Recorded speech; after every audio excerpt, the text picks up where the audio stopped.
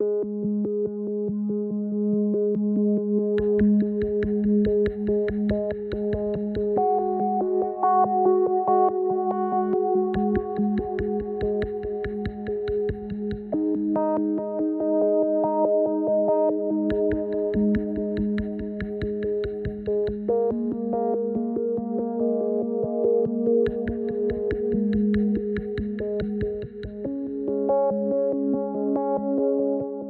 was in a bad place. Every time a Congress member called for Biden to step down, they hurt him in the polls. Biden dug in his heels. Democrats got exasperated. They called on Biden to step down again. Biden said no, and the vicious cycle continued. That essentially just wasn't sustainable over the long run. You know, the debate and the 3 weeks following it were the almost a kind of confirmation for a lot of Democrats and even more voters that the president was really diminished. I think the concerns were that he, was not going to be a very effective person at the top of the ticket in taking taking the fight to Trump.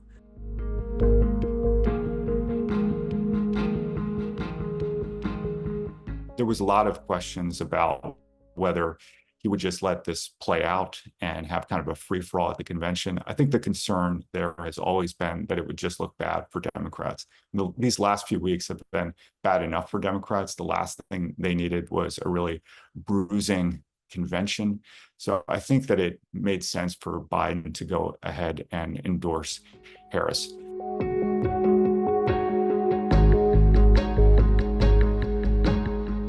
Kamala Harris has been polling a little bit better in a head-to-head matchup against Trump than Joe Biden, but that could have just been because Biden was coming out of a few weeks where everything seemed to be going wrong.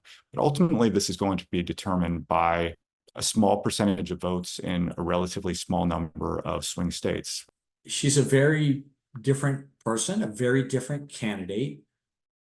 Her coalition, her universe of potential voters may also be quite different from Joe Biden's.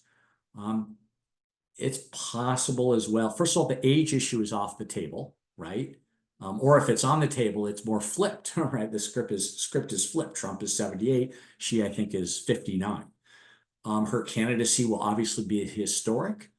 And there may be a potential to rally, one theory of the case is that she could rally the Democratic anti-MAGA coalition that has seen the party do very well over the last 3 national election cycles, including the last 2 midterms.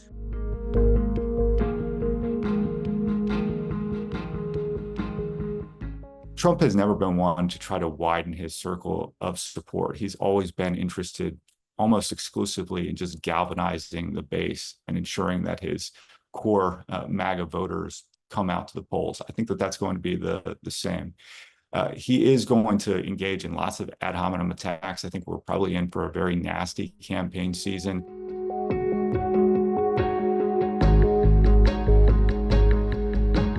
I think the decision's absolutely going to affect how history sees him.